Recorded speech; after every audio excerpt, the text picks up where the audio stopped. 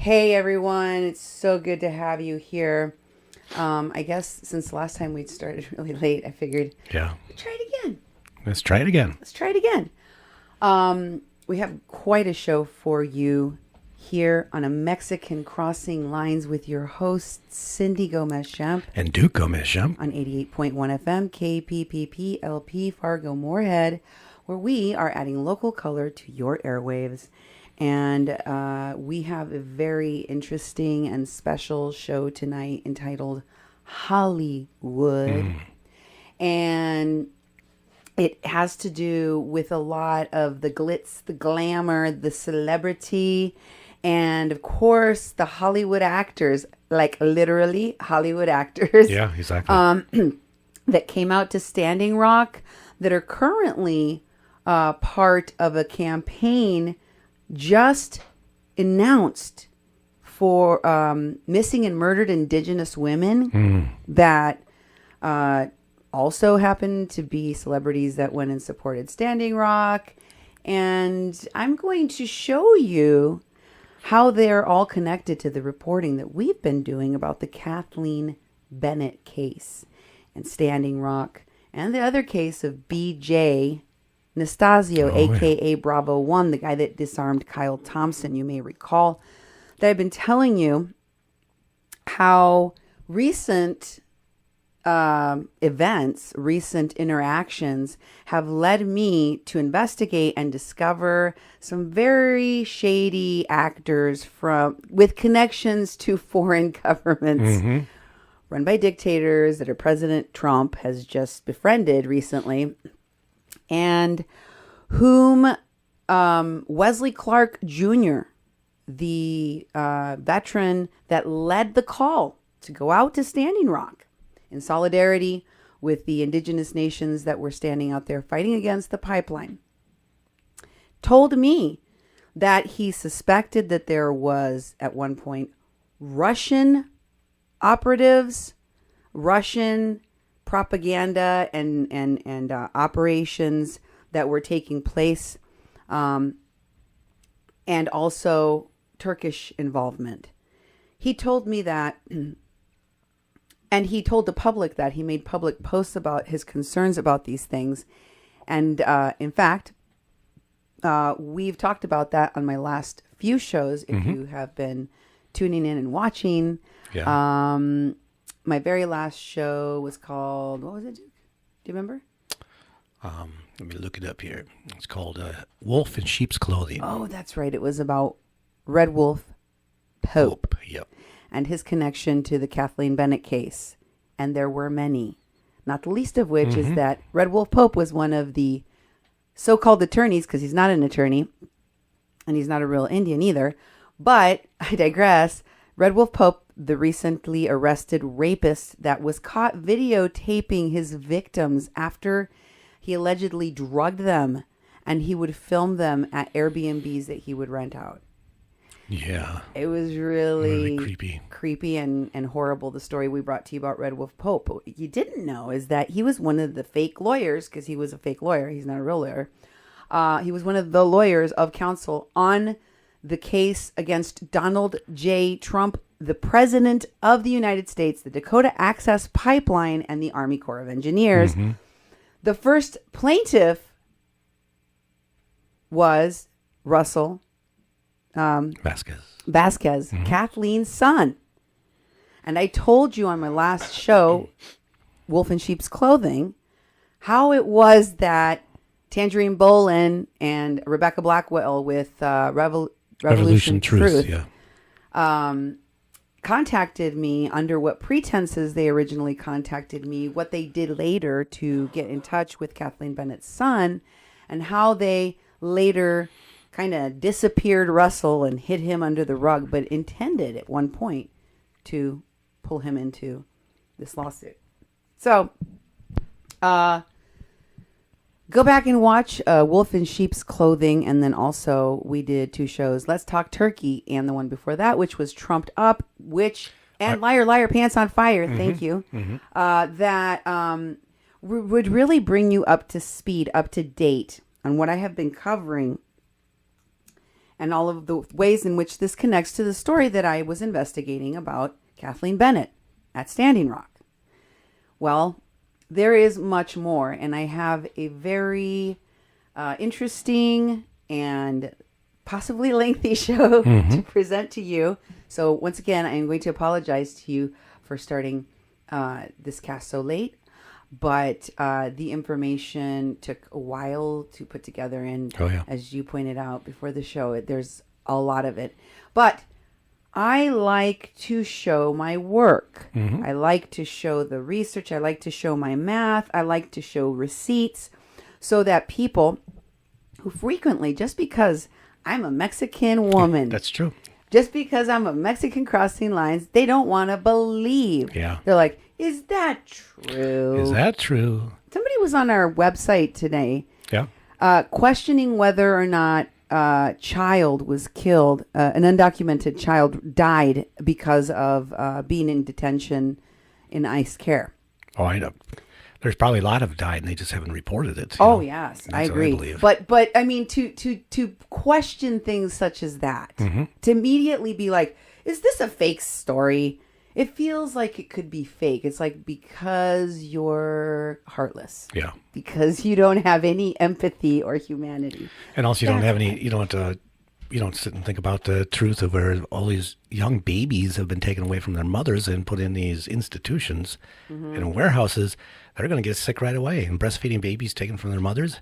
I thought as soon as I heard that and saw that, I thought there's going to be a lot of baby deaths, And now one's been reported, and it's like, I'm not surprised, and I'm not going to disbelieve that either. You called it right away. You said there's going to be a lot of baby deaths, and I was like, yes. And the other kind of baby deaths that you're not hearing about, I hope the pro-lifers are listening, because I've been talking about this for years now, and now that people are listening to what happens to undocumented people in detention centers and what's happening right now en masse, because they're like just dragnetting people for any and every reason they can come up with, is that they are killing women's babies in utero. They are making sure that they abort, that they miscarry.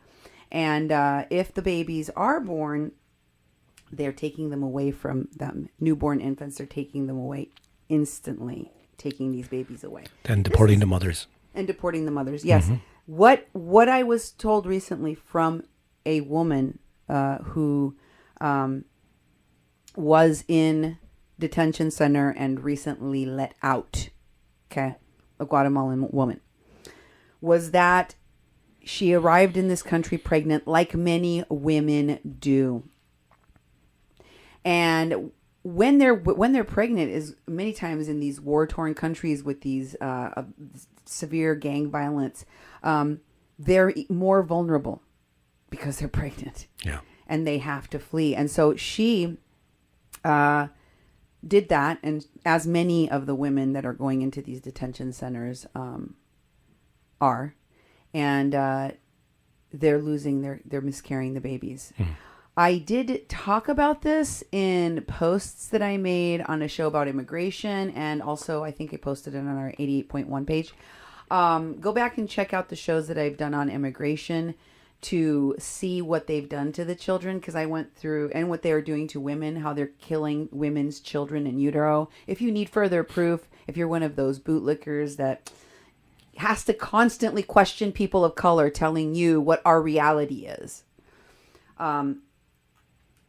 and I will probably get rid of you, but we will probably remove you if you're saying those kinds of horrible gaslighting things on our pages. But we do always want to interact with folks and hear from you. How can folks get a hold of us, Steve? Oh, many ways. And you might take a look at your screen right there at the bottom. It has a call-in number, and it's actually a message line. And it's a good way to get a message to us. And, you could say a statement that we might use on the air, or just let us know what you want to say. You can call it at 701-566-0917. Again, it's 701-566-0917. A couple of other ways to get a hold of us is, going to Facebook, to 88.1 Fargo Moorhead. That seems to be where most of the people are doing instant messaging and that sort of thing. And it's a totally public page, so you can get a hold of us there. We also have a couple other Facebook pages, People's Press Project and Mexi-Can. You can, you can tweet us at media_PPP. And email. You can email Cindy at kpppfm.com or me, Duke, at kpppfm.com. And also, we have the kpppfm.com website where we put all the podcasts and our videos. We're starting to upload them to YouTube because we don't trust that Facebook's going to keep them around that much longer because they're doing all sorts of account changes. And we're exploring how to do live streaming on YouTube and Facebook simultaneously, so working on that. But you can go to kpppfm.com and go to Mexican Crossing Lines for this show. And on every show, there's a comment section on the bottom. And also there's a contact us form on our website. Just contact us. So if you want to send us a message from the website, and then people have done that, and your email goes on there so I can get a hold of you and respond to it and that sort of thing. So there's many, many ways to get a hold of us, and we do appreciate all the people who have been calling in, sending emails, doing the messages on Facebook and the information, and it's all helpful. It's all very helpful. Some of it that it's taken me a while to go through, some parts of it, and some parts we've gotten from other people, but we appreciate each and every one of you that does that sort of research, because we wouldn't be able to do these shows without people looking for some of the stuff, because we cover such extensive pieces of information. So we tend to put things out in our show, and people look things up or they do some research and they send it to us, and then we try to fit it into this show or a future show. So we really appreciate all of that. And I will say that I appreciate when people send me stuff in email when they're sending a lot of information, because you can do attachments on email a lot easier. Yeah, it's a lot easier to put it in that format. Also, I wanted to give a shout out to Brad, who recently, or whose birthday is coming up, and who did an online fundraiser for his birthday in care of the People's Press Project, the nonprofit that runs this radio station, that supports this radio station's work.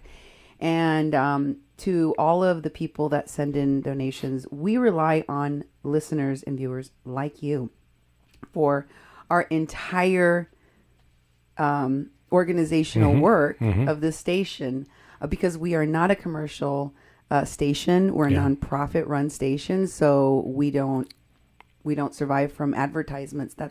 We survive from the support of the community. So thank you so much for all of those who want to support us. And if you want to find out how you can be a sponsor, if you want to sponsor one of our shows or sponsor our station, you can look up underwriting at kpppfm.com and figure out how to be one of the sponsors. That's right. That's right. You get mentioned on the air. The following hour programming has been sponsored by you. And you could be associated with the work of our station. We have been doing some exciting work, investigative journalism here about what happened at Standing Rock. And tonight, I am going to uncover a doozy. So if you stayed up for this, you will be glad that you did. Okay, so diving right in, I want to take you back to where we left off last show, which was, of course, Red Wolf Pope, right? Yep. Here's a picture of Red Wolf Pope at the forgiveness ceremony. Remember I said I didn't know for sure if he went to Standing Rock, if he was there. I couldn't be sure. Well, guess what? I was wrong. He was there. There he is with his medicine man, Arvel Looking Horse. Oh. Shaking hands with Arvel Looking Horse, Red Wolf Pope. On what day? Why? It's the day of the blizzard. It's December 5th, 2015. Oh, wait. Yeah, it is the day. No, the next day is the day of blizzard. Or wait, did the blizzard start that day? Yeah. Yeah, in the evening, maybe? Anyway, this is the forgiveness ceremony. And this is taken from the Facebook page of a woman that I was listening to, one of the interviews that Wes gave me. We were listening to. We were trying to find a specific one. And in one of the interviews that he spoke to me in, he told me that I needed to look up this woman, Victory Longquist, because she was there when the veterans was there, and he no longer felt that she was a safe person, that he suspected her, and he was, but he gave me so many names. You heard just a clip that was 6 or 9 minutes long that had, I don't A know, list like of 12 names. names Yeah, in there. yeah.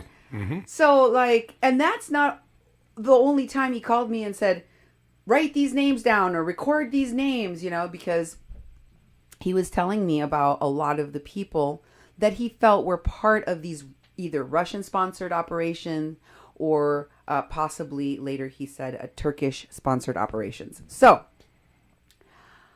I, had heard about him having a mental breakdown of sorts, but the information that he gave me was incredibly accurate Yeah. in terms of who these people were connected to and how those things all connected back to the Kathleen Bennett story and what I reported about Standing Rock. And as I, checked these with third parties, the information turned out to be pretty solid. But there was a lot of speculation that Wes had lost his mind. Yeah. And here is a post that he made. You can go ahead and put it up, honey. Back in July, I want to say, of 2017. Oh, no. Is it June or July? Anyway, this post was removed. It's no longer available. And it's interesting because this particular, Wes Clark Jr. has made a lot of public posts and he has a public Twitter and he's made a lot of public statements about what happened at Standing Rock, including this one. But he also told me all of this over the phone. He called me panicked, told me he was going to the FBI. He was telling me about how Cenk was basically making threats, veiled threats about something bad might happen to Wes's wife, implying that Wes might kill his own wife. Wow. And telling me that somehow Cenk was sending some kind of people to spy on him or some kind of helicopter, or it was it was weird. And this person here posted that thread, that post with this comment: Wes Clark Jr., TYT, really went off the deep end and lost his mind. Now, I want to show you the original post. Here's a Wes post from this date. So let me just show you. Can you go down further? Does it show? No, all the way to the top. Does it say? Yeah, keep going to the top. July 24, 2017. That's when this post was captured. Last available, I guess, on the wacky way back. Oh, okay. And it says, go ahead. First, let me say I know a thing or two about information warfare. I watched the former Yugoslavia descend into murder and mayhem. I watched Syria descend into murder and mayhem. I watched Russia pull apart former Soviet republics, and most notably Ukraine. And I watched Erdogan accumulate power for years, his final act being a phony coup, which has allowed him to round up and execute enemies.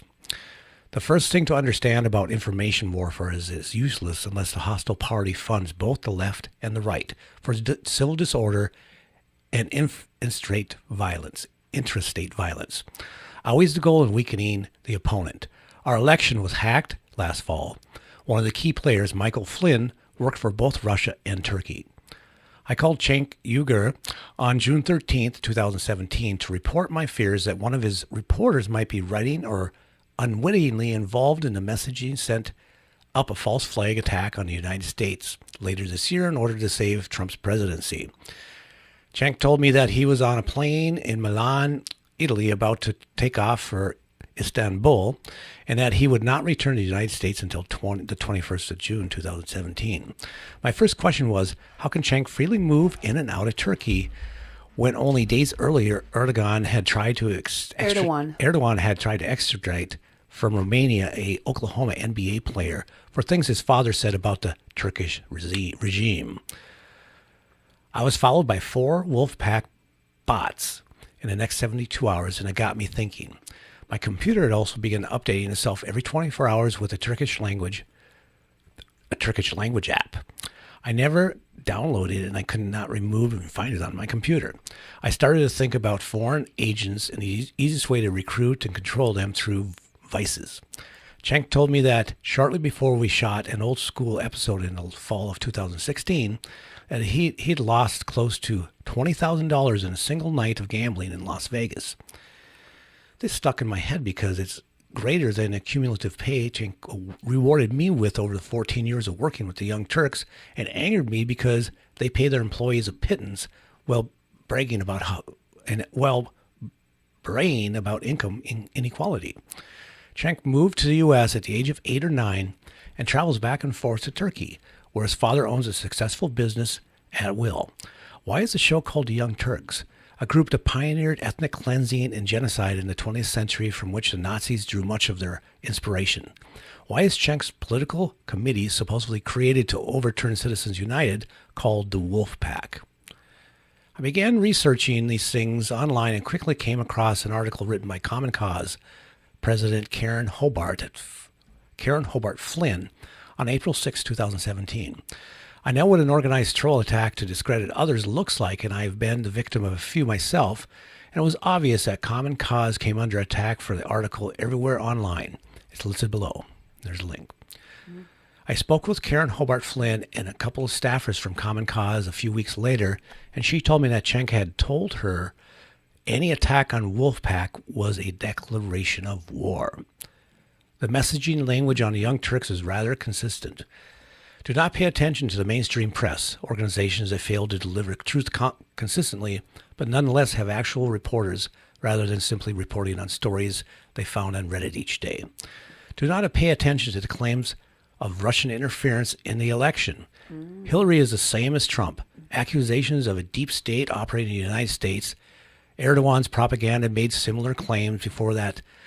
Then a liar staged a false coup. Then I began to wonder where the Young Turks gets its money from. Out in the open is a $4 million loan convertible to equity that Buddy Roemer, former governor of Louisiana, put into TYT. They also received support from members of Nexus, an organization... Nexus with Christina Hollenbeck. Nexus, an organization for inherited wealth. Christina Hollenbeck, the lady that helped collect all of the false statements against Kathleen Bennett? Yeah, that's where I've heard of this, yes. Nexus, which is an organization for inherited wealth with a worldwide membership set to inherit trillions of dollars in the next decade. Not out in the open is the source of the anonymous donations, which I believe contain laundered money. But I have no... Laundered money? And I don't have any concrete proof, he says. But he wrote this way back in July of 2017. Yeah. He told me all of this stuff. Well, he posted it publicly. And he said that he went to the, police. Not the police, the FBI. Oh, yeah. Go on. All right. Do go on, sir. I will go on. I Googled Turk and Wolf, which brought me to the Grey Wolves, a pan-Turkish terror organization funded by drug money. Remember the guy that pulled out a pistol and shot and killed a Russian diplomat in Turkey in the fall of 2016? Yes. In an art gallery on live TV? Yes. Yes. That was Erdogan's doing Putin a favor. Oh my God. Wow. Do you remember that? It was horrifying. Yeah, it was. I remember that. Oh my Jesus Lord. Oh. Wow. Well, West goes on. He says, I reported these concerns to the FBI.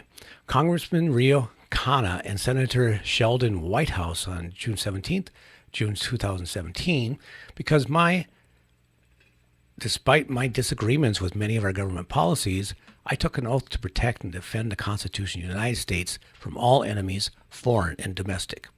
While Schenpp was still in Turkey, I met with Anna Kasparian and some of the investigators on the Kathleen Bennett case. Wait a minute.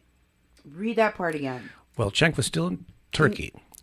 Very clearly. I met with Anna Kasparian and some of the investigators on the Kathleen Bennett case. Okay, let me just stop you there. All right. Because, one, he met with Anna Kasparian of TYT and the witnesses Yeah. in the Kathleen Bennett case, including Kathleen Bennett's son, not investigators. The investigator is sitting right here Yeah. talking to you through the microphone. Cindy Gomez-Schempp, a Mexican Crossing Lines. It was me. And he's saying, the Kathleen Bennett case and this post, which he has since removed. Okay. There are very few places where he talks about the Kathleen Bennett case. So I just wanted to tell you,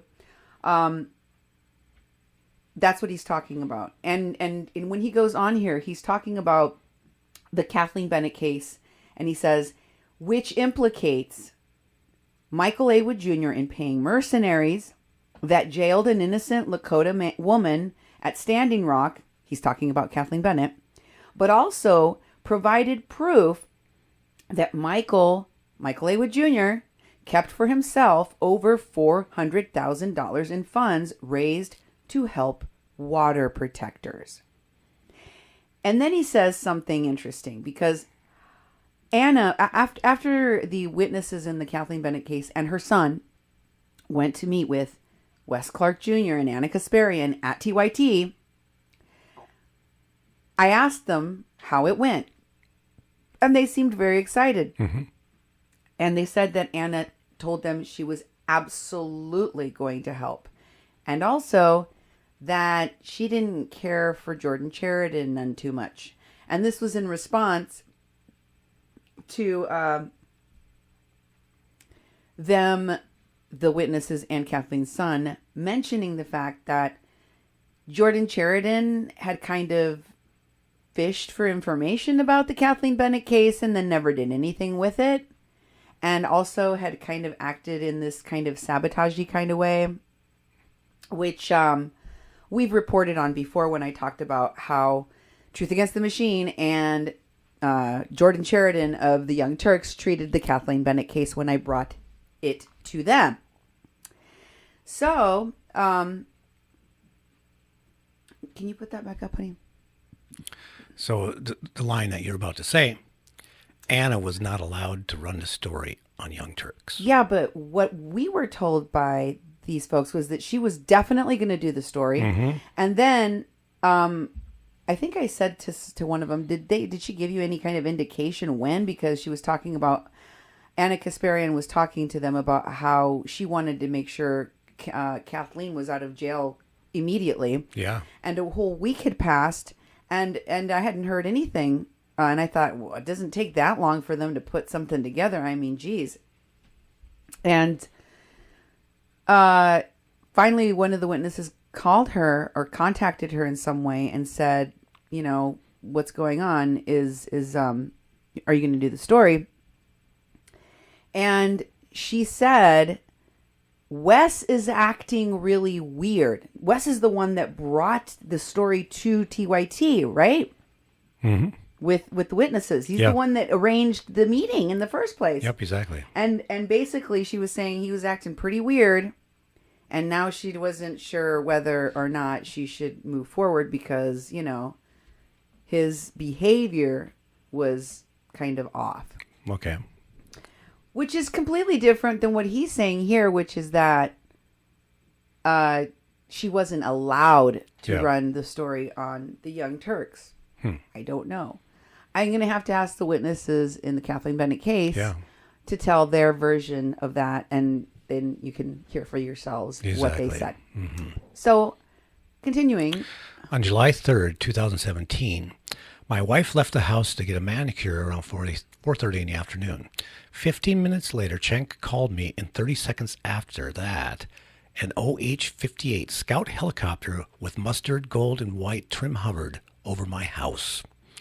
I know what an OH-58 looks like because I was in 2/7 Cavalry and 110 Cavalry, and we had them in our unit. Although in the 90s, ours didn't have that big ball above the rotor blade or on the bottom of the hull that collects electronic intercepts like this one did. Despite the sound of the chopper, Schempp denied hearing it and suggested I was seeing things. Then he proceeded to tell me that, 1, Schempp didn't know who told me about the gambling laws in Las Vegas, that people were spreading malicious rumors about him. I always find it amusing when a liar lies. When a liar tells me I didn't hear something that came from their own mouth. Number 2, Wolfpack had nothing to do with the Article 5 convention, that Common Cause was a tool of the elite and the Clintonites, both of which I know to be false. What? Wolfpack? Okay, so Wolfpack has nothing to do with an Article 5 convention. The Wolfpack is trying to bring about,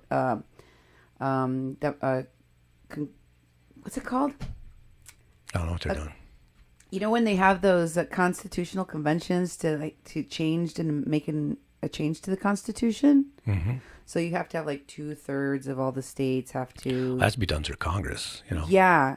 So that's what they're trying to do. Jenks Wolfpack is trying to do something like that. It's really weird. Anyway, it's below. You'll see the little thing when we get down to the bottom. But it says, anyway, regarding that, Common Cause was a tool of the elite and Clintonites, both of which I know to be false. Huh.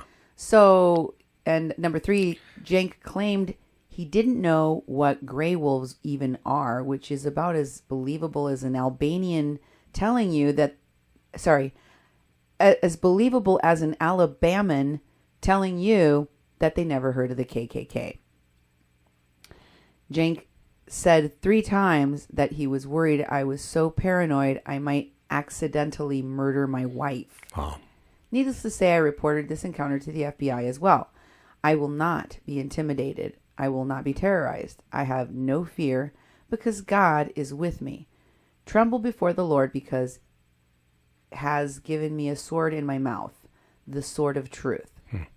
And here's the commoncause.org article on the Young Turks' attack on Common Cause ignores the danger of a new constitutional convention. That's your constitutional convention. Right. I should pronounce Jenk's name properly after I read it so many times. Jenk. Cenk Uygur. Yes, of the Young Turks. Yes. Calling him Cenk. So that's what he was saying a year ago, what Wes was saying about Cenk, about his concerns about national security and,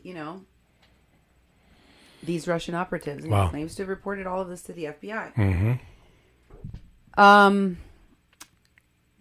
I wanted to bring you back to Gwendolyn Cates for a moment. This is the picture that I showed you on my last show, taken by Gwendolyn Cates, where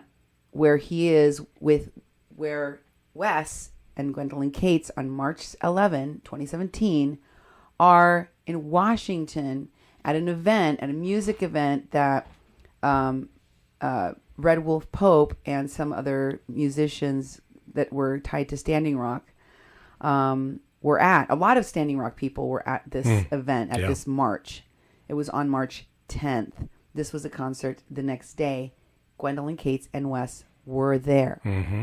So were a bunch of other people. Yeah. And I'm going to show you a video in which a lot of those people appear.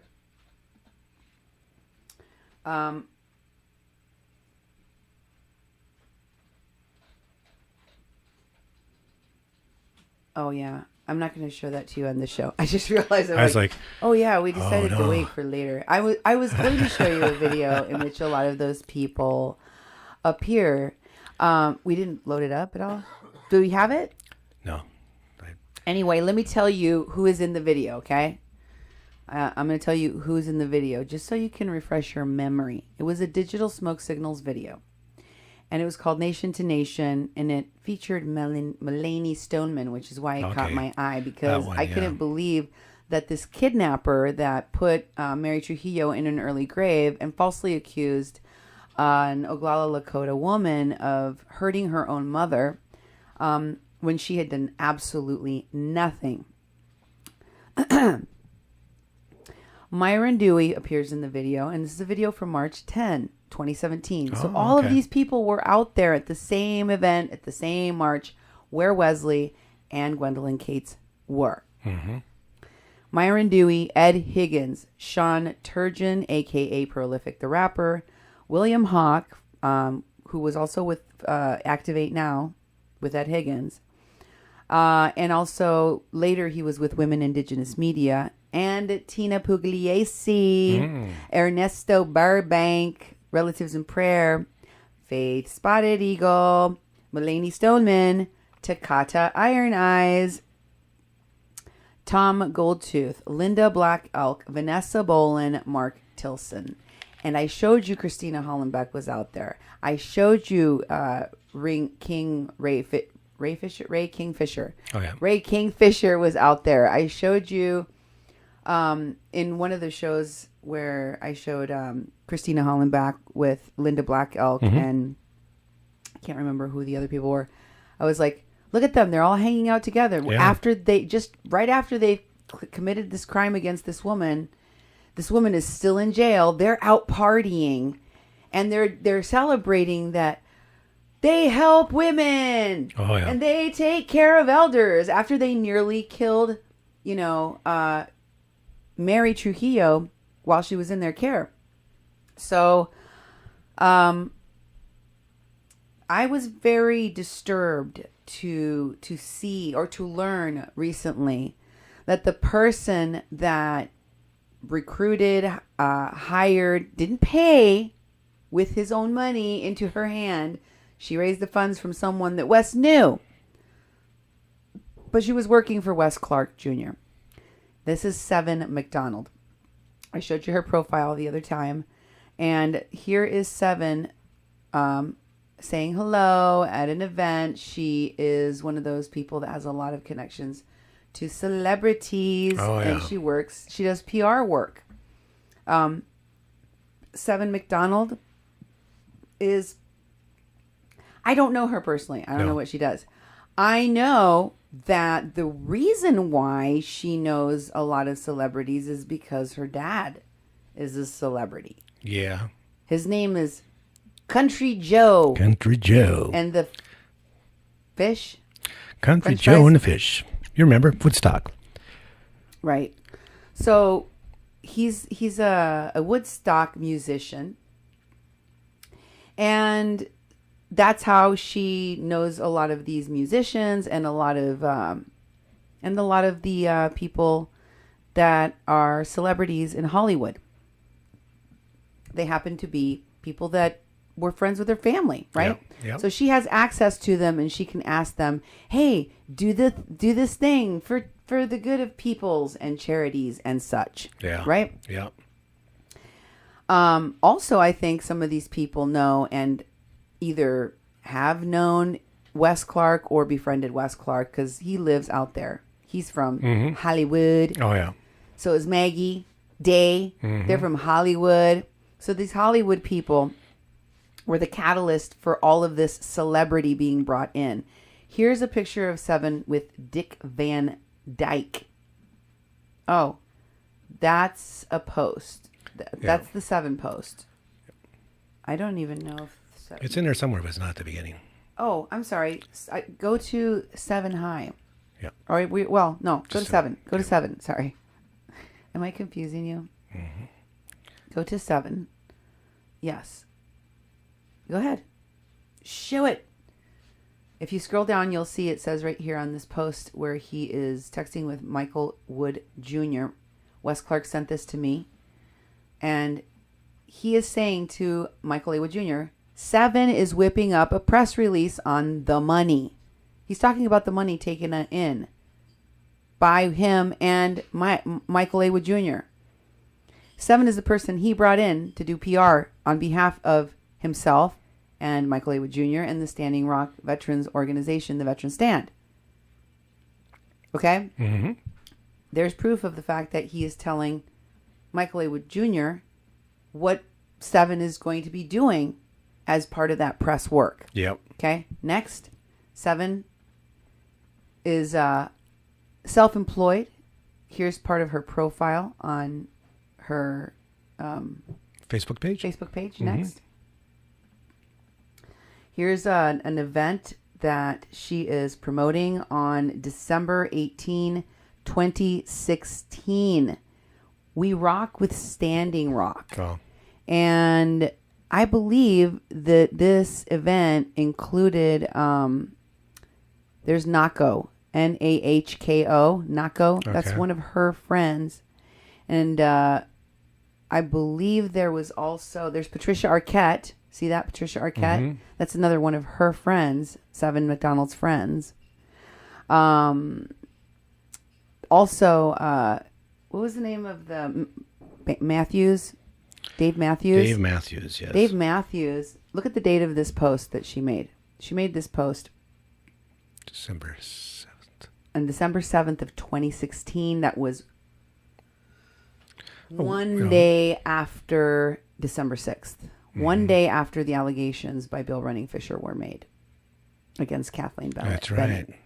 December 6th was not the day that Bill Running Fisher told those allegations to the police, but it was the day that he claims that he told them to the people that hired the spokesperson, L'Oreal Blackshaw, and paid Bill Running Fisher, the mercenary that lied about Kathleen Bennett and had her mom taken from her, removed from the camp. Next, here is a post where Seven goes out to Standing Rock, and she's with Cornel West and some veterans, as she says in her post. And she says that she is working on this, campaign for the Veterans Stand for Standing Rock. Okay? Wow. She says, I don't usually get pictured with anyone in a campaign, on the campaign that she is working on. She's working on a campaign. Yeah. But this one I had to jump in for, she says. Wow. Okay, so next. And then she mentions Bernie in there. If you want to go back real quick, I just wanted to show people. She does mention Bernie Bros. Can you make that bigger again? Yeah, for 1 moment. You see it says, I feel like we have met Dr. West in 4th grade. If we had met Dr. West in 4th grade, we would have been so into him. I mean, he was being so sweet and telling the vets how great I was, and that I worked for Bernie, and that I worked for Bernie, and that I worked for Bernie, and I just had the biggest smile on my face. Wow. They worked for Bernie. Yeah. Did I mention that the indictments from Maria Butina mention Bernie Sanders' campaign manager? Yeah. Yeah. You know who told me about that? Who's that? Wesley Clark, the last time I talked to him on the phone. Ah. It's in my notes in here somewhere. He told me that. He said, hey Cindy, did you hear that he's not being indicted. Bernie Sanders' campaign manager is not being indicted. Okay. Dixon or something like that, I think is his name. Does that ring a bell to you? No. Do you have anything to say about that, Duke? Well, actually, I have trouble with names. That's what I have to say. Every time you ask for a name, 1 out of 10 times I'll actually provide one for you. But that I haven't researched enough. I've heard you talking about it and researching it lately. And there's going to be a lot to say about that. But my recollection, especially the names and people we haven't found the pictures for or documents that we want to show, it kind of goes in one ear and out the other. I'm starting to remember a lot of stuff, though. In fact, I never thought that we would be going backwards back to the Kathleen Bennett case until recently, that because all of a sudden there's other stuff popping up and there's other people that were connected, and I feel like we've gotten a lot smarter too. And we never checked out people when people first got involved. We just took them for the word, and they were going to help us, and things would happen like that whole trip to TYT. It didn't work out, and I thought, well, how come they're not saying anything or not trying to just do something, or spread the word through some other way, with their own friends or something? How can they let this case sit? Because at that time, Kathleen was in jail. She was facing 15 years. Her mother had just almost died in the hospital and been taken home, and Kathleen needed $10,000 bail. And if it was going to be granted, she'd be restricted to like Morton County and basically Bismarck area, and couldn't leave there. Couldn't even go home and see her mother.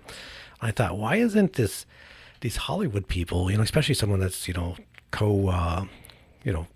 originator of TYT, she can't do a story on it. That's fine, but could somebody else? Could she pass it on to someone else? Could she encourage someone else to do something with it?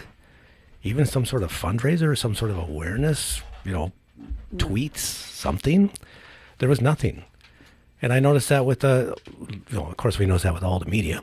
All the media we contacted with TYT in particular. We contacted Jordan Sheridan, Z Cone, and it's like went all the way to the top. And Seven still, and Maggie recruited a lot of celebrities, a lot of people, and so did Wes, to help with the Standing Rock campaign, to help with the Veterans Stand for Standing Rock itself. But also, even before that, Seven was doing this stuff.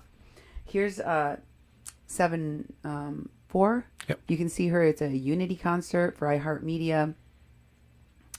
And she is with some other person. You can see she's talking about Mary Louise Parker. Yeah. And she says, President of the United States. Let's see. Seven McDonald says, we both left the hall early and missed the balloons dropping. We had to go to work. But we could feel the impact of a historic night, even at the Electric Factory. Big thank you to our mothers, one generation, and all the work they did. Women can be the president of the United States. They can also book talent. This is what she does. They can also book talent, staff, Snoop Dogg, Samantha Ronson, and Mary Louise Parker, be publicists, be writers and editors, work on presidential campaigns, be activists, and still dance. That she's talking about herself. These are all of the things that she was doing. Yeah. And I didn't realize that there was a Bernie campaign person that was pushing a Bernie agenda, that a lot of it might have been Bernie sponsored propagandivists. Yeah. And it's a new word. It's the mix of propaganda and activists. Okay. Because these people are from Hollywood. They're engineering, the tragedies that they then fix for themselves. Mm-hmm. Yeah. So next we have Seven at Standing Rock. Well, we already showed that one. Next, we see Seven posting about Arvel Looking Horse. But look at the date on that picture. Tell me what the date is. Enlarge it so I can see it. Please do. And then read the names of the people she tags below, okay? All right. September 21st, 2016. November 21st, 2016. She tags Chief Arvel Looking Horse and Bobby Jean of the Lakota Youth Today, Santa Monica Beach. Blessed to have them speak today. And then she down here she tags Julia Wick, Nora Maccabee. Nora Maccabee. Nora Maccabee is another name that he mentioned in that recording. Right. I recognize that. He was one of the people that got him to go out to Standing Rock. Yep, and Alan Minsky. So Seven McDonald also knows Nora Maccabee. Oh, yeah. Okay? And it's a picture taken on what date again? It is November 21st, 2016. What was happening on November 21st, 2016? Do you recall? Well, it was the day after the November 20th. Actually, as people were getting shot on the bridge on November 20th, 21st. That's when her pal Maggie was over in Standing Rock along with Ed Higgins and all of those people that were there that she took out there. Kendrick Sampson and the guy from Orange is the New Black, and Max Carver, and Ed Higgins, and Jesse L. Nicky, all the people that she was with at that time. Maggie, wow. Right? Mm-hmm. Was that just all the staged extras from movies that they collected to go out there and perform at that? Is that what Ed is? Yeah. Are these these are like C and D list actors that you're given a shot in Hollywood to? It seems like They all want their moment Yeah. in the spotlight. They want their moment of fame, and the Awake movie was their thing. That's what they did, which was also promoted by Seven. That's true. McDonald, right? Yep. And here's Seven talking about the importance of Native American prayer. What is the date on that? Let me enlarge that and have a look. November 21st, November 21st. 2016. Yeah. Again. This is happening on the day after Arvel is at an event. They're probably raising money. Yeah. And I got to tell you, to me, it feels like that whole thing was staged. That November 21st, well, all of those Yeah. mass arrest situations. But I think that it's just really disturbing to see what was going on. They're like doing a fundraiser, promoting and talking about Native Americans' rights to prayer. Yeah. Here's Bernie. This is for the Bernie campaign. This is Kendra Sampson. Look at the date on this campaign on the Bernie Sanders campaign, which Seven McDonald was working on. On May 2nd, 2016, she posted this. Yeah. What was happening on May 2nd, 2016? May 2nd.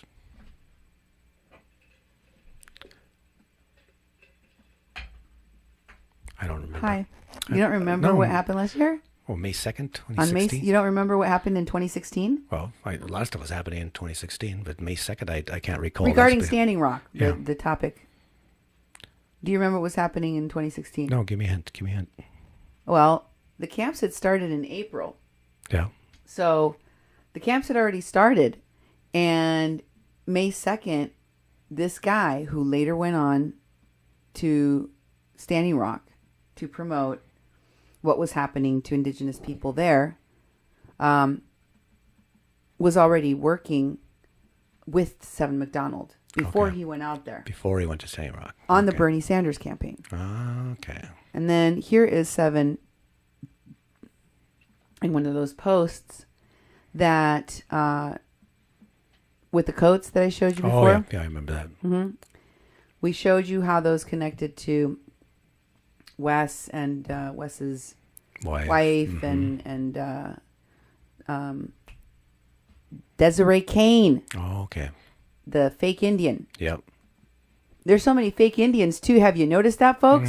Have you noticed that? I showed you there's fake Indians here trying to pass themselves off, white people trying to pass themselves off as Indians, or fake Indians like Red Wolf Pope, who's actually Chinese. Yeah. Okay. Jeremy White, who is another person that Maggie mentioned to me. Jeremy White and Michelle Manos, who's I think changed her name to something else now. But these two post a lot about people of color led issues as if they're the leaders of the thing.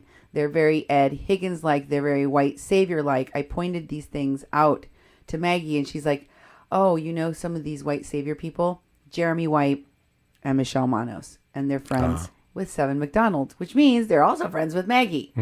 Just pointing it out, okay?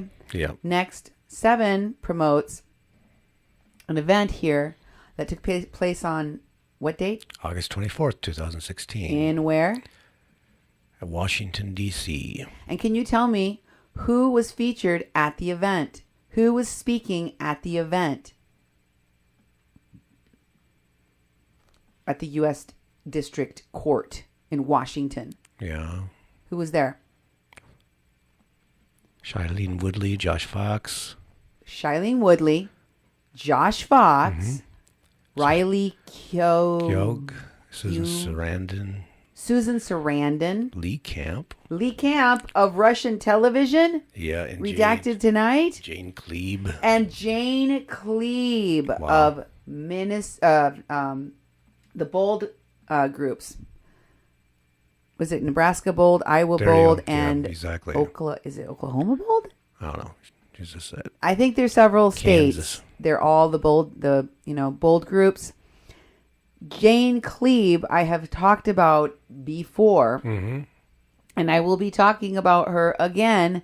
Note, she's connected to the person that Wes Clark put in place to do PR work out at Standing Rock. Yeah.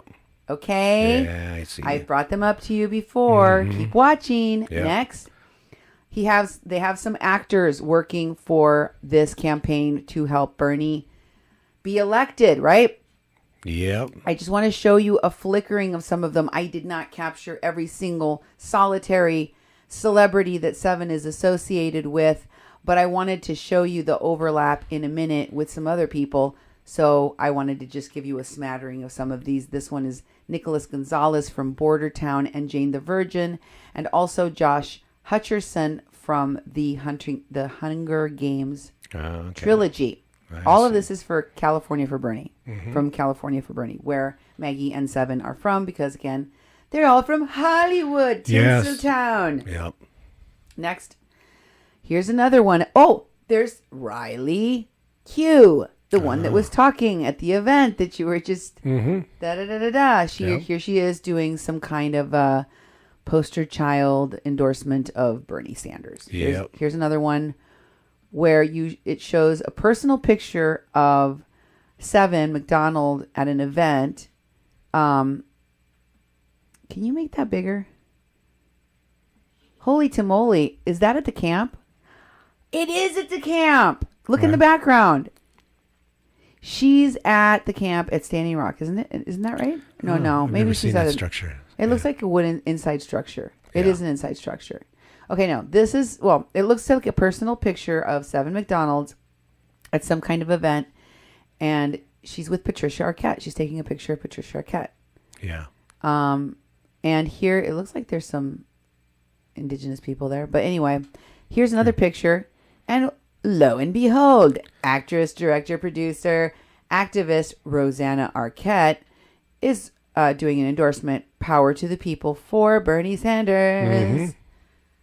And next, and of course, Patricia Arquette was at Standing Rock. Yeah. Here's Charlie Carver, who is a twin of another actor that looks exactly like him named Max Carver, who also went to Standing Rock, who Maggie put me in touch with personally. She was always trying to pimp out all her actor friends. Do you like this one? Do you like this one? Do you know this one? And I'm like, whatever. I only talked to this one kid. I never knew who he was. Not Charlie, his brother. Okay. And I think I bored him. He was just like stunned into silence because I was giving him a semi-lecture. Next.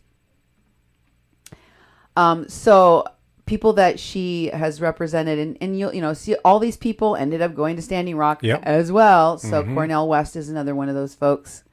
Here's another one of those folks that has been heavily involved. Danny Glover.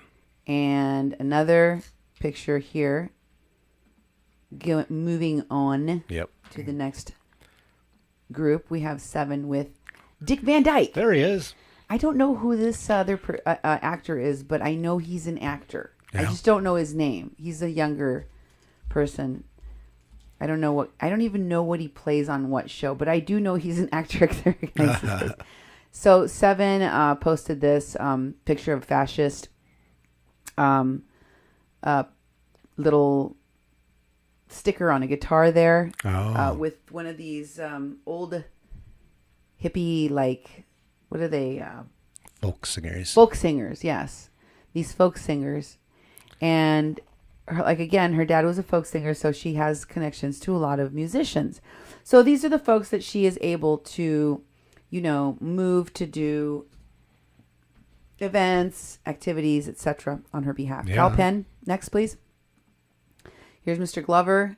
Next, we have Julia Jones, another actress that did a spot for Bernie. Here we have a guy named Cal Penn who did a spot. Here we have Zoe Kravitz who did a spot. So obviously they work with a lot of different celebrities. Here's Max did a spot. Here they are actually doing some kind of protest or march. You see in the background it says pipeline, global warming, and Native Americans. And Max Carver is holding a sign. I think that's Max. It could be his twin brother, Charlie, but he's kissing Kendrick Simpson, the guy that went to Standing Rock, who's wearing a I Stand with Standing Rock t-shirt. And Max or Charlie says, make activism sexy again. Solidarity now. And he's kissing him on the cheek. So here's another poster of Max and Kendrick Sampson doing an event for Bernie Sanders on a college campus at Cal State Stanislaus and Cal State Fresno. And here is another event that there's two people speaking at, one of which is Rosario Dawson. The other one of which is Frances Fisher. Remember I told you they just started doing a campaign here for missing and murdered Indigenous women? Yes. Guess who the celebrity faces of that's going to be? Why, none other than Rosario Dawson and Mark Ruffalo. Wow. And does she work with Ruffalo too? Why, yes, she does. So she handles all of these people. You're going to see the same people and things that Maggie and Seven get hired to promote, because this is their like stock warehouse of actors and people that they know and they're close to. I guess that's how PR stuff works. You know? Yes. Get a hold of who you know. Here's the next one. This is Rumor Willis. Oh, man. And next we have Campus for Bernie event. Look at all of the stars on this. You got Rosario Dawson, Max Carver, Zoe Kravitz, Josh Hutcherson, Kendrick Sampson, Nicholas Gonzalez, Frances Fisher, and Heather Matarazzo. Next, we have Tulsi, that's Susan Sarandon. Yeah. And Seven took the picture at a college campus, so she was out for Bernie. And next we have Tulsi Gabbard. And, of course, there's that actor I told you I don't know his name in the background. And on the ground next to Tulsi Gabbard is Danny DeVito. Oh.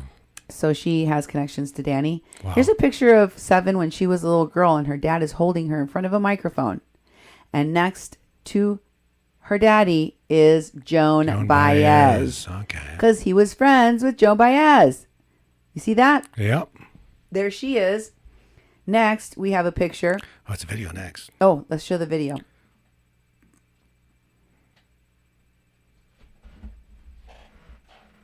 See if it fires up. That'd be nice. There it is. That each of us has in our presence and our voices and through our prayers.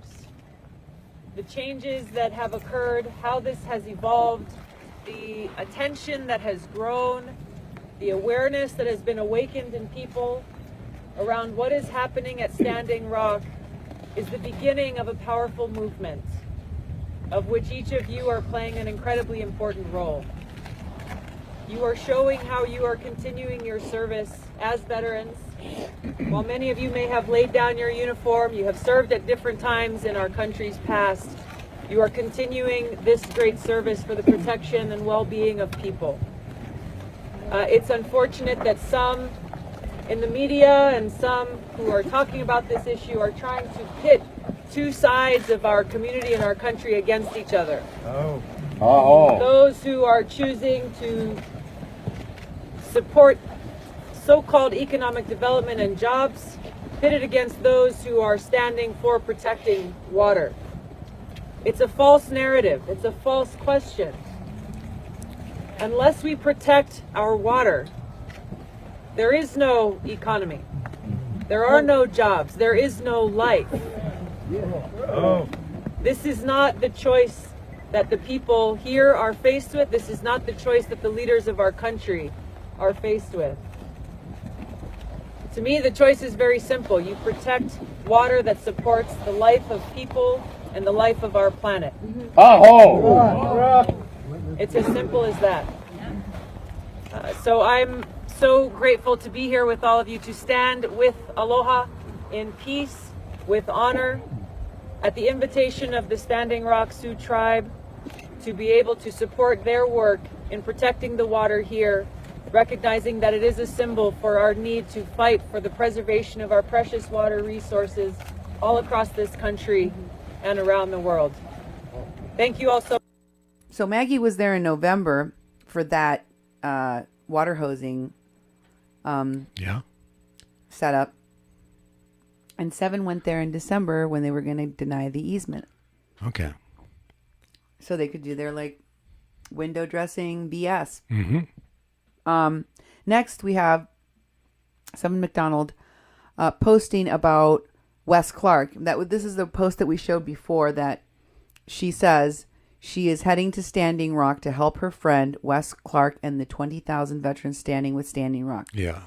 Because she was doing what? Coordinating media on the ground. She's doing PR work. Yep. That's what she said. We also showed you her resume next. And on her resume, it said that. But I wanted to show you this again because this is very interesting. This is where we showed that Winnie Wong says to 7 in this post, love you and Desiree Kane and Wes. Yeah. That's a fun crew. She knows that crew. Winnie Wong knows that crew. And I'm going to show you. She does. She knows all of them. 7 says back to Winnie Wong, do you want me to send you the press release for something on Sunday? Or actually, the amazing Desiree can share it. Yeah. And Winnie says, Desiree Kane is our organizer. And I'm going to show you who she's working with. And she says she is on that. We're also obviously, she says, we're also obviously working with Tulsi. So Tulsi Gabbard is somebody that is working with 7 and Winnie Wong. And then, excuse me, the next one, please. The next one. This is a message between Wes and his wife, Wes's wife and 7. Oh, yeah. About the coats, about the fur coats. Okay, next, please. I wanted to show you the Victoria Longquist person that I mentioned before. So here she is on December 5th, okay? And she is standing with Shailene Woodley. 7 McDonald handles Shailene. Oh, yeah. Maggie's connected to Shailene. And behind them is that Doug McLean guy Okay. that I talked to you about before. That guy is Australian. He's with Australia Greenpeace. He's semi-famous, I guess, photographer of wildlife. Like, he does, like, travel stuff and, like, pretty pictures. Okay. Pictures of food and animals. Mostly animals, actually, really. But anyway, I haven't really gone over all the deets on that guy, but I will. But here's Victory Longquist's profile. And it's pretty sealed up. You don't see where she's from. It doesn't say who she works with or what. But here, she posted some stuff, and I wanted you to read that, if you would. All right. If you would read it, please. I can read this. Yes, thank you. Make it a little bit bigger so I can see it. With your eyes. My eyeballs. Victory Longquist. This is December 5th, 2016. When I was standing at the sacred fire today of Lesedi Shikoan, they told us the news. I wept. I stood next to Remy, our native lead of the vets, and continued to wipe away my tears. I moved in closer, ended up standing next to Shailene Woodley. We hugged. We looked over at each other with teary eyes and smiled. We turned to the fire and whooped and yipped as the drums played. I could feel myself holding back emotions. I saw my dear friend Rico Herrera. He hugged me, and the dam broke. Everything I had been holding in the last 4 months, the trials, the hardships, the conflicts, the trauma, flowed out of me as I sobbed and broke down in his arms. It was all worth it, for in this moment, the light had won. We won. Could it be true? Hold on. I need to go back to the paragraph before that. Oh, yeah? Yes, I wanted to make sure people Heard noticed. the name Remy, Yes, our native lead of the vets. the native leader of the veterans. Yes. Remy. If you go back and listen to L'Oreal Blackshaw's interview, she talks about the fact that Remy was there. And Wes told me he wanted me to talk to a friend of his that he went to Standing Rock with named Remy.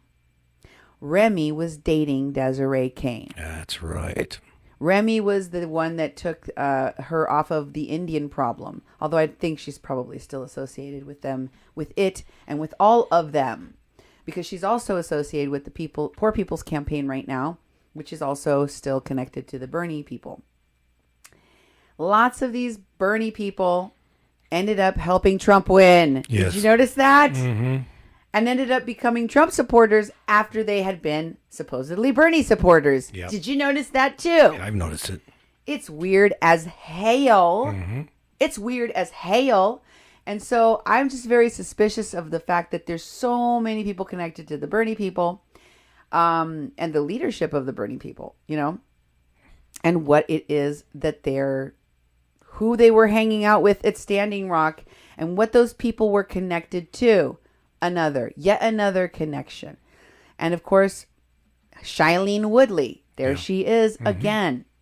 Okay. You can go on now to the next paragraph. All right. I pulled back from his arms and squeaked through the tears. I am so happy, and smiled. He brushed the hair back from my eyes. We did it, I said. Yeah, he replied with a smile. We did it. I want to stop the story there. I really, really want to. Happy endings are so powerful, but that's not the end yet.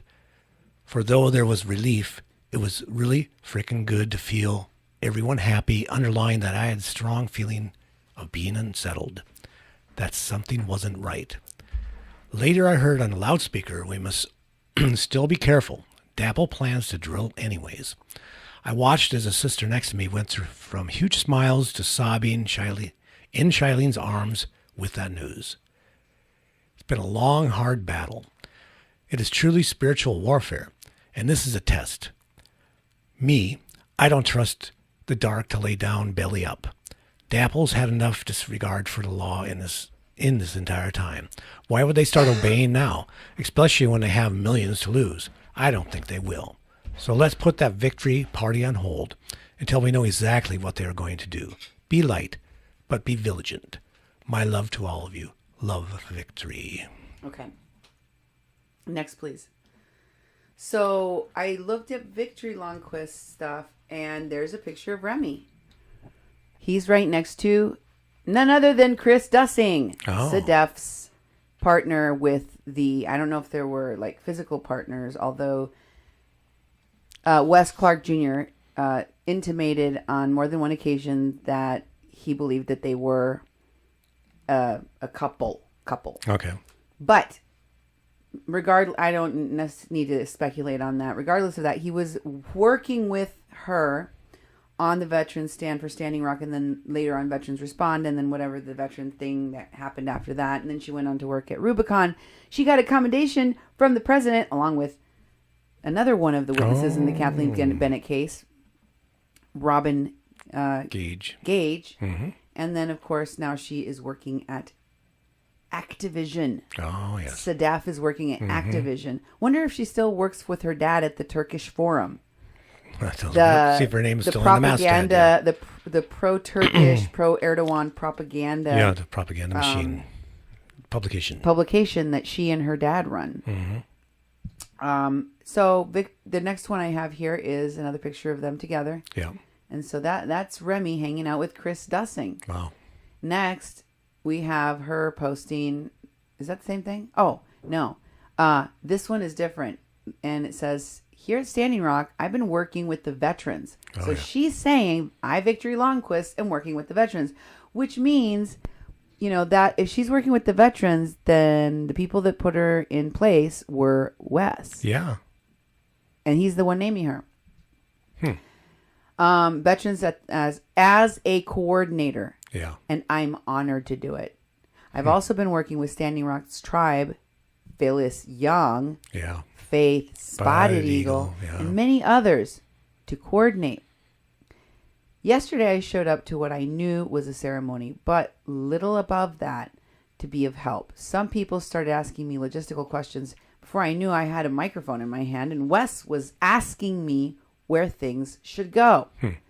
I've learned and continue to walk in the role of peace in translation, prayer. When there's drama, helping us to remember to breathe, to stay in prayer, listening to both sides, helping to foster understanding where I can. So I go by feeling, and in this way, we brought this ceremony in. And one by one, I introduce people I have the utmost respect for. How did I become MC? How was I? And who am I to run such a ceremony? Leonard Crow Dog, Wow. Arvel Looking Horse, Faith Spotted Eagle, Phyllis Young, Ivan Looking Horse. Such an incredible honor. They are so amazing to me. The spiritual leaders of the Sioux Nation. I spoke in front of those cameras. Now, the big media, CNN, New York Times, etc. I told them clearly how Morton County was lying about Sophia Wilansky and her arm. How propane, which they claim was thrown from our side, is flame. And she was wearing a highly flammable jacket and had 0 burns. I told them how we found the concussion grenade. We had evidence the police did that. They blew the arm off of a 21-year-old girl, and then they lied about it. I talked about Red Fawn. I told them to find the video. I asked them, how is it possible that a small woman, an honored warrior and mother, could possibly reach into a pocket and somehow pull out a gun that didn't exist with 8 fully grown large police officers literally stepping on her, knees on back of her neck, legs. I asked them to watch the officer who unholstered his gun, and you hear the shot, you watch him reholster the gun. We have evidence. That good woman sits in jail while her babies cry for her, and that police officer lies through his teeth, free as a bird. I thanked the men who were weeping. I told them I honored them for their tears, looking out on thousands of veterans, muscled large men with wet eyes. I told them if more men knew their hearts like they did, we would not have men like Dapple ripping into our earth and shooting innocent people. I thanked the women. I looked out into the thousands and saw the woman standing there looking back at me, and thanked the woman in the military for all they've been through, for all they've done. I turned and I looked at Faith Spotted Eagle and Phyllis Young, and I thanked them for their wisdom. I thanked Paula, Arvel's wife, that it was an honor to be around them so much and hear their good wisdom. I apologize for speaking in front of my elders, but by far the most powerful part of the ceremony to me was when that's Wesley Clark Jr., Right, came with 12 or so other soldiers in front of Leonard Crow Dog and the rest of the world and asked for forgiveness, for taking land, for taking their children, for blasting our president's faces on their sacred hills, for everything we've done. Please forgive us. Down on one knee, he bent in front of Crow Dog, who put his hand gently on the back of his head. Okay, I'm not going to read the rest of it because it's making me a little bit woozy. Yeah. Ooh. Is the room spinning, or was that just a bunch of hot air that just blew in here? Whoa. I think so. You know, it's like It was such a staged... I know. Oh, who knew it was also... I know. You know, I believed in it. I believed in it in the beginning, and you know, and more of the things I found out over time. I have to look back at a lot of these things that I thought I used to know, and reanalyze them and look a little bit closer. Look at people's faces. Look at who's in the pictures. Look at who's posting stuff. Look who's taking all their stuff away from Facebook. Look who's trying to hide. You know, so I've been doing that a lot. And a lot of it I owe to you for doing all this research, and then you do all the heavy hitting and dig a lot of stuff up, and all I have to do is kind of start weeding through it. So it's, you know, it's very, very disheartening to look back at things like that, because that's one of the things I thought, man, this guy did this thing. But the more we look, the more we digged, the more we see all the things going on, and how many things were planned, how many things were staged, how many people were brought in, how many people are connected to Bernie, and then defected from Bernie. You know, all these things just make me sick. Mm-hmm. Okay, let's go to the next one. Okay, let me find out where I am because I jumped off of there. Oh, I'm sorry about that. Where am I? Faith. Whoop. Oh, no, you went to the wrong one now. Scene 3. Okay. We were talking about Victoria Lundquist There we right go. there. I see it. Leads the vets, coordinates vets. Right there. And then she posted a picture of Faith. So she was hanging out with these people. Here's another one. Look at what she says here. I'm so honored to work with Wes.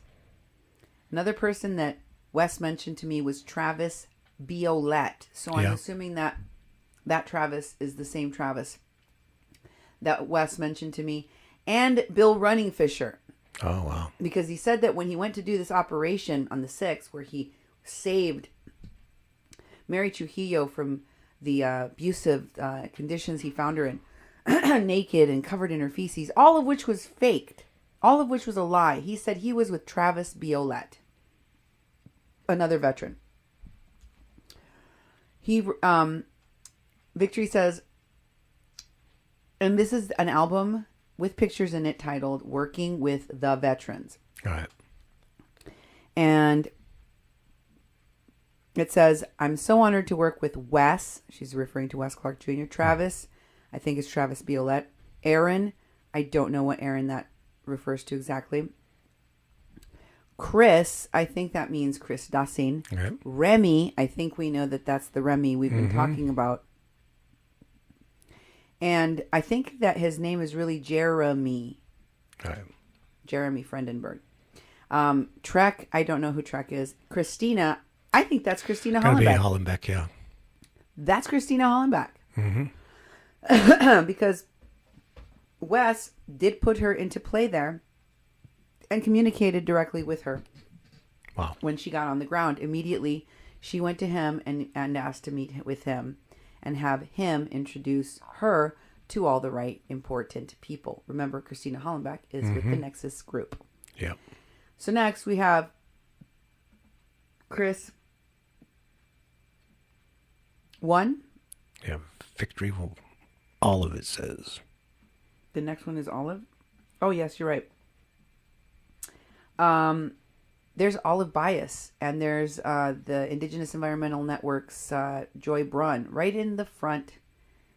And there's Dan Nimkin, the guy that went and took ceremony to Burning Man. Yeah. With Chase Lionize and those folks. William Hawk, women's Indigenous media people. Next we have Victoria Lundquist standing with Shailene Woodley. I already showed that one. Showed that one, all right. The Gazzotti one. This is a post that has Victoria Lundquist in it. It says, "Attention family, this is by Anthony Gazzotti." And it says, if you would like to volunteer as a nurse or a doctor in Puerto Rico, please get a hold of Victory Lundquist. So Victory Lundquist had something to do with the disaster relief stuff that happened in Puerto Rico after Standing Rock. Put a pin in that. We'll come back to that later, okay? There was a lot of disaster relief work. And then Victory Lundquist was hanging out in the hotel room wherever Wes was singing this song in. Glad that he had a chance to sing a song for the... Well, he didn't only got an hour of sleep a day, so I know. he had to do something with his day. So,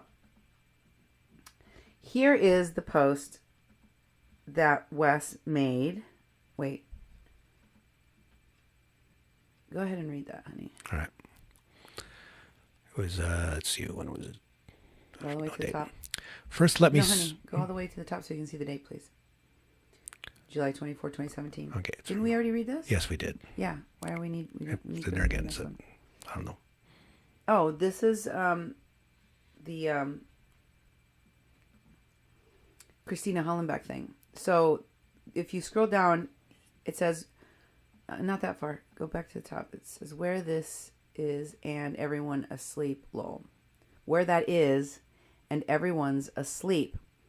He says, I'm crashing in a yurt in Facebook Hill.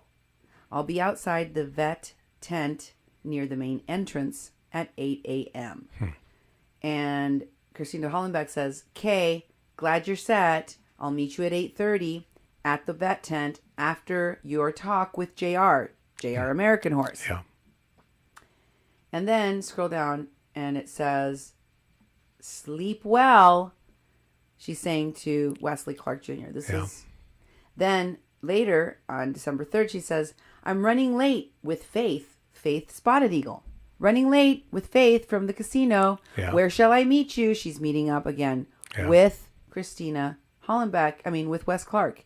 And he says to me in the message he sent, that's the stuff with Christina Hollenbeck. So he gave me that screenshot and he said these were his messages with her. Oh. Next. Here's some more messages with Christina Hollenbeck. Spoke to Congressman Ro Khanna about this. He's going to give senators running for president a heads up to stop associating with the Young Turks. I emailed Senator Sheldon, the White House, about it, and I will be speaking to him after this afternoon. And I said, I'm glad the senator will listen. And then he says, still alive, found another one of their troll Facebook profiles, Tony Mathis Manda Lynn Slicer, who is friends with most of the conspirators. Holy F word, go through her photos and her videos. Sorry, wrong name. Ronnie Mathis, not Tony Mathis. Okay. Ronnie Mathis. Okay. Next, I wanted to show you who Wes is connected to. Oh, I know what that Wes post was supposed to be about. It's supposed to be the one where Winnie Wong is talking about Desiree Kane. Okay. I wanted to remind people that Desiree Kane and Wes and Winnie Wong were connected on that post with Seven McDonald. Okay? All right. Seven McDonald post. Okay. And she was talking about Desiree Kane. Can you please get her the press release? And she says, yes. Winnie Wong says, yes, she's working with us. Well, here's what Winnie Wong is connected to. The first thing I want you to show is profile. Winnie's profile. Her profile. That in here? You asked me about that. I don't think you put it in, but you should be able to find it in that. Because you asked me what was the first one, Winnie Wong, and I said, oh, it's her profile picture. I don't think it's in here. Oh, yeah. It's inside of the Hollywood. No, it's not in this. It's the title of the section. I'm telling you. It says, hey, see how it's underlined? Mm-hmm. And you asked me what would that pertain to, and I said, it's her profile. And I told you it's in the folder right there. So if you could grab it, because it's got important information about Winnie Wong. And without it, I can't really describe her job. And it's kind of important. Okay, I'll try to look for it. It's called Profile with P, because it's about her profile.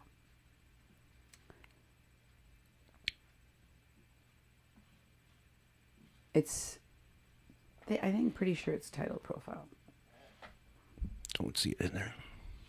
I'm going to find it for you you can put it in there if you don't have it. Because it's important.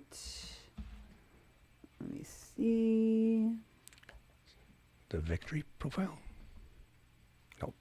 No, that's Victoria Longquist's profile.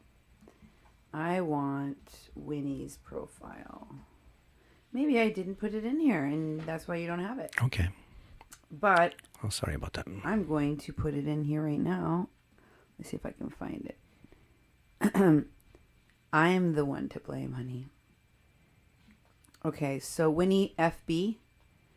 Look for Winnie FB in the... And then also, I got another one, okay? That's her Facebook, if you look up her name. And then profile, I just put in also. So the two things you need to look up are FB and profile. And meanwhile, I'm going to tell you a little bit about Winnie. Winnie, I don't know what her exact title is because I don't have her profile up, but when it comes up, it'll show you. But it has to do with the Bernie Sanders campaign. And Winnie is connected to a lot of politicians and celebrities, just like all of these people in Hollywood. Lots of celebrities and politicians. So I'm going to show you which ones Winnie Wong is connected to. And I think you're going to notice an interesting overlap. It's called Winnie FB right there. I got that one already. What is the profile one? Profile starts with a P, the letter P. I don't see it in there. Profile. Oh, you need to refresh, I think. I did already. You did. I will try to put this in again. Maybe it didn't go in. Okay?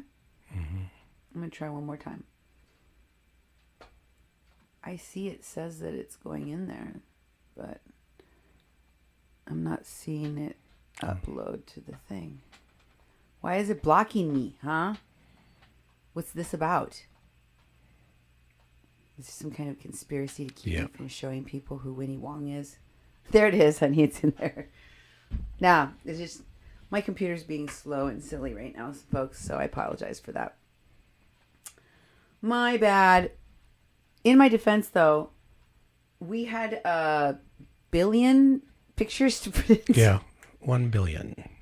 Not exactly. Of course, I'm exaggerating, but there was a whole ton of content that we needed to put in here, like insane amounts of content. But I wanted to show you who she's connected to. I wanted you to see it with your own eyeballs so that you can make those connections on your own. They all work with the same folks. This is what I found very interesting. So, some of the people you're going to see pictured here in this section will be Kamala Harris, Bibi Netanyahu, the leader of Israel, Glenn Greenwald, the reporter for The Intercept, Susan Sarandon, Sean King, also at The Intercept. I also did a whole show on The Intercept called Intercepted. You should go find that show and watch it if you haven't. Interesting connections here. And then a guy running for mayor in, is it governor? Yes. Governor, I think. Governor of the state of Michigan. That's a very big difference. Yeah. El Said. As well as Linda Sarsour and others like Cornel West. Let's start. First, I want to show you her profile. Okay. Do we have it? Yeah. Yay! Okay. And it says, you can scroll up. No, the other direction. That's up, the other way's down. Sorry. She manages the people for Bernie Sanders. She lives in New York. Oh, same place where Gwendolyn Cates is from. And she manages the people for Bernie Sanders. She also has 14 mutual friends with me, many of whom are organizers. Yeah. Interesting. Yeah, that is interesting. She's also friends with Lorenzo Zerna of Unicorn Riot. Oh, yeah? Yeah. Interesting. Okay, now, next, I wanted you to see her. This is if you look her up, it says revolutionary at the people for Bernie Sanders. And look what it says right under her name.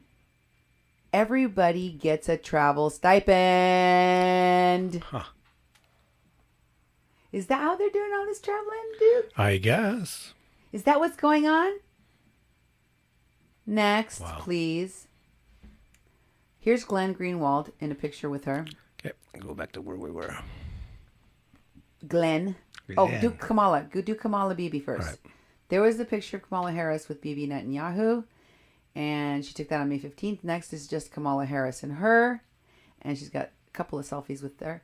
Here she's taking one with Glenn Greenwald. And here the next one. It tells you what she posted along with that photo. Yeah.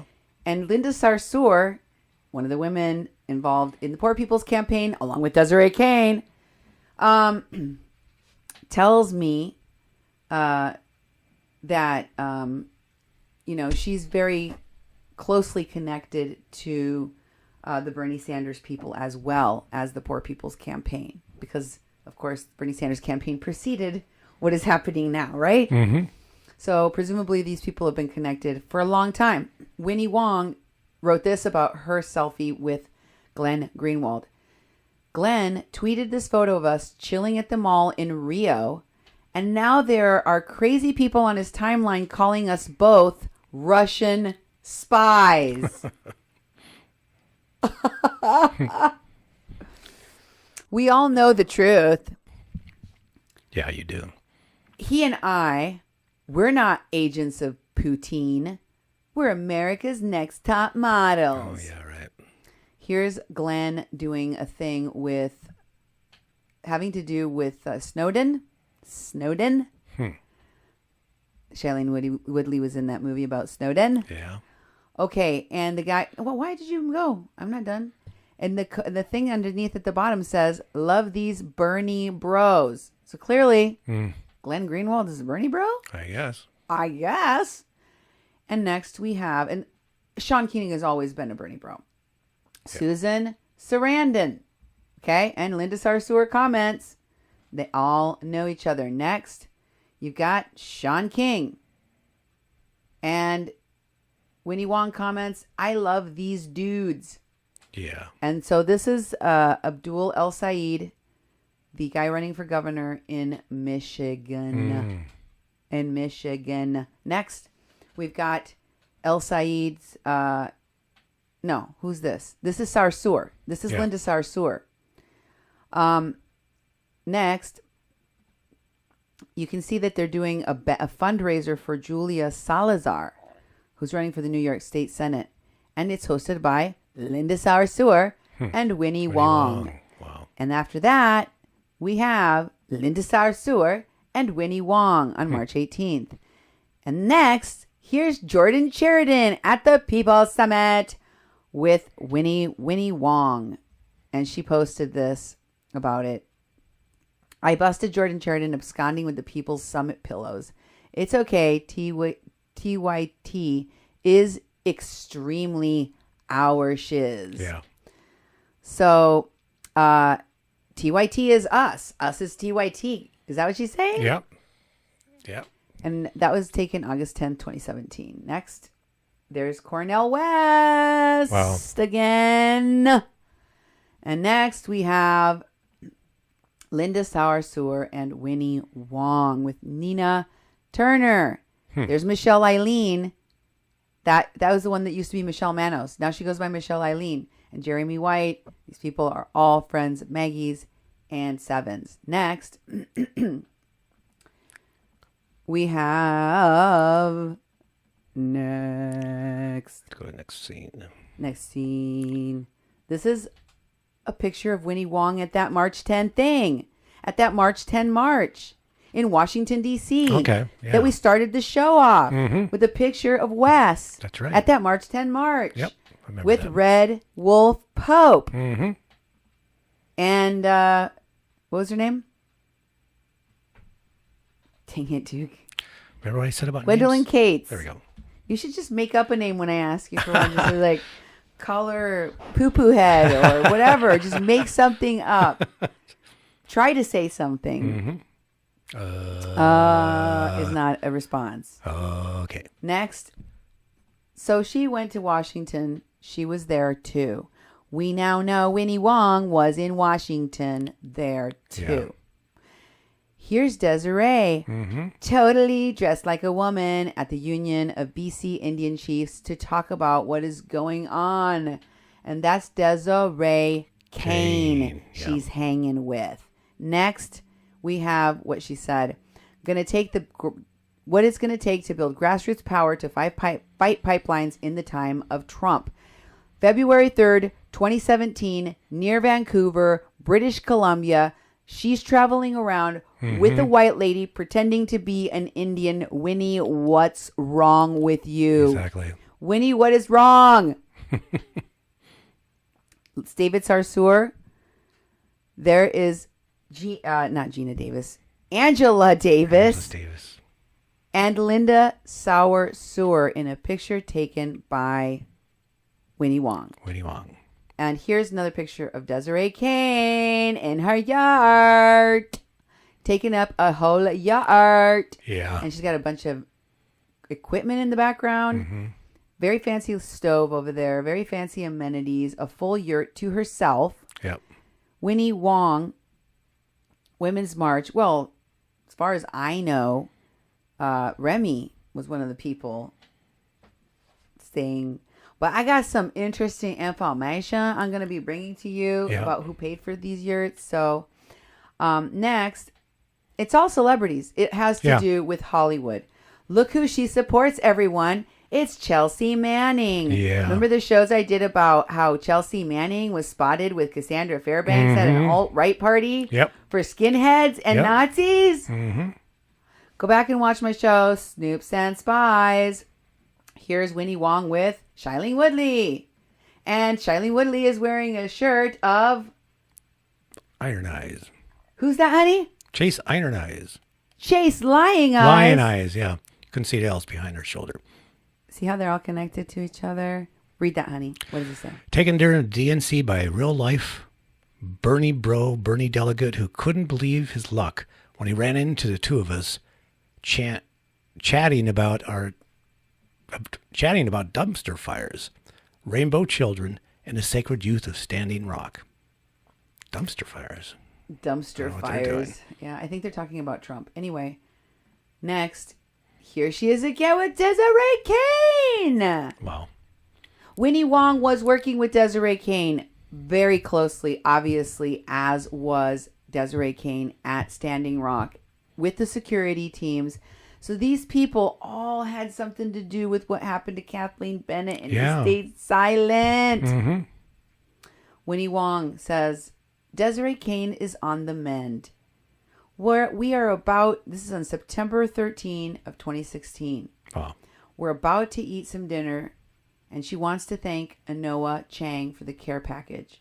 We, the people for Bernie Sanders 2016, take care of each other. Yeah, right. Yeah, only each other. Uh-huh. And you just throw everyone else under the bus, apparently. If somebody is not part of your little gang, you just leave them behind. Mm-hmm. I mean, isn't that the opposite of what veterans are supposed to do? Exactly. Maybe it doesn't matter because you moved to Hollywood. I don't know. Here is a picture Winnie Wong took on September 13, 2016. September 13, 2016, of a van that says No Dapple and some kind of, I don't know what kind of parade this is. And Jesse Ilnicki is sitting in that window of that van. Wow. It makes me wonder if that's Maggie's car because she told me that he had her keys at one point. So it must have been her car. Maybe. Because how would he have her keys? True. This one is a picture Winnie Wong took of Dallas Goldtooth. Of course. And then the next we have, and I have not yet shown you everyone she's connected to. Actually, this picture, I want you to look in the background and enlarge the photo because this is an event in which Kendrick Sampson is at, and also Josh Fox. Oh, there he is. I can see him. From the movie Awake, where Myron Dewey, another one of these frauds that went to Standing Rock, that lied and hurt people, that they promoted, and they promoted a video in which they put all of their criminalities. Mm-hmm. I did a show about that called Nightmare on Standing Rock. Nightmare at Standing Rock. The Walking Dead. The Walking Dead. I remember Next, that. Here's another selfie she took. I wanted to show you that other one where she's at an event with him. Yeah. Because this one, they use those silly filters with animal things on them. Yeah. And it's harder to tell whether or not that's really him. But you can tell that's him, right? Mm-hmm. I can, yeah. I mean, what is he supposed to be, an ant? Or a cat? Is that or a no, I mean, goat it looks like duck? He's got antennas, doesn't he? Yeah, I guess so. I don't know. What the hell kind of nose is that for an ant? It looks like a bear or a... I don't know. I don't care. I really... Yeah, I don't know why we're going down this rabbit hole. Let's go to the next one. Oh, maybe it was a rabbit. Oh, no, okay. No, whatever. Anyway, who cares? There's one with Nomiki Konst, and she says here she's taking a picture of Nomiki before she's going out to debate Dinesh D'Souza. Wow. On Fox News. On Fox News. Maybe there are foxes. There we go. So next, She's with Desiree Kane on a road trip near Lexington, Illinois on Yeah. July 18, 2016. And here they are on July 13 near Chicago, Illinois. And here they are, Josh Fox and Nomiki Konst, Nomiki Konst near, where's it? Pennsylvania, Millenville, Pennsylvania on July the 4th, 2016. 2016. Here's a picture Winnie Wong took with another person that went to Standing Rock, Jay Ponte, on July 4th at the same place near Millenville, whatever it is, Pennsylvania. In Pennsylvania. And here's a picture of another one of her friends, of Winnie Wong's friends. Why, it's Seven's friend and Maggie's friend, the person that has been supporting Ed Higgins this entire time, Frances Fisher. That's right. And they're with Nomiki Konst. And here's another picture that she took at the People's Summit with Desiree Kane. Yep. And Bill Gallagher. People's Summit selfie. And remember, this is a woman, Desiree Kane, running around pretending to be an Indian, a Miwok, yes. she calls herself. She even browns her face up like Rachel Dolezal to try and pass herself off as an Indian, speaking on behalf of Indians. These people think that you can just replace native indigenous people like they do with white folks in movies. This is not Hollywood. The lives of real indigenous people were put in harm's way. Mary Trujillo was sent to an early grave, and her daughter spent 6 months in a jail. She did not deserve that. And these people that were involved wouldn't help, and they knew. They knew about it. They didn't care. Even Frances Fisher knew. Yeah. Here's what happened at the People's Summit. Here are some of the people that went to the People's Summit. There's Frances Fisher. There's that actor that did the thing, Rosario Dawson, Tulsi Gabbard, Naomi Klein. Nina Turner, Yep. Sean King, Gabby Hoffman. Rosario. These are all people that Yep. Seven and this other woman apparently are connected to and or represent or friends with. And can you scroll down? There's more people down there, isn't there? Oh, no. Okay, cool. Danny DeVito is in the next one here. Oh, no, not Danny DeVito. Danny Glover. Here, Winnie Wong is with Danny Glover. Wow. You just saw them with Seven. I know. They're connected to Seven and Maggie and very likely Wes Clark. I'm assuming because they're all from Hollywood. I don't know. Next. Yep. And there's Kendrick Sampson again. And next we have Tulsi Gabbard with Winnie Wong. Wow. And then we have Rosario Dawson with Winnie Wong. Wow. And then we have Cassandra Fairbanks. Cassandra Fairbanks. What? She's taking a picture of Cassandra effing Fairbanks working for Sputnik, Russian propaganda news. Fairbanks. Cam girl, alt-right, Bernie bro turned Trump supporter Cassandra Fairbanks while she is taking a picture of Cassandra with President Bill Clinton. Remember this picture? I showed it to you before on my show about Cassandra Fairbanks. Yep. Did you know that the campaign manager for the campaign, People for Bernie, the person that manages People for Bernie, Winnie Wong, went with Cassandra Fairbanks? Wow. Here they are in a hotel room, excuse me. You can go to the next one, honey. They're at a hotel. Do you see that? That's a hotel. Okay. On November 14, 2015. Go back to the other picture of Clinton. When was that picture taken? Oops. November 14, 2015. Yeah. So they were at a hotel and they were there for a Bernie event. What she yelled at President Clinton was, "Feel the burn." And then she took a picture of him. Yeah. She took a picture with President Clinton. And Winnie Wong was the one that took that picture. I have a lot of questions for Winnie besides the fact that she loves to hang out with fake Indians and rapists and all manner of frauds and phonies. But Nazis too? Yeah, I guess. Nazis too. Russian agent Nazis. Huh. Wonder what else Winnie has in store for us. I will have to bring all of that to you on another show where we will talk more about the people connected to Wes Clark and Hollywood people that I've showed you tonight. But this next show, it's going to climb even higher. Hope you enjoyed this episode of A Mexican Crossing Lines, dealing with Hollywood, with your hosts, Cindy Gomez-Schempp and Duke Gomez-Schempp. Here on 88.1 FM KPPPLP Fargo Moorhead, where we are adding local color to your airwaves. Keep it dialed to 88.1 FM. Thank you.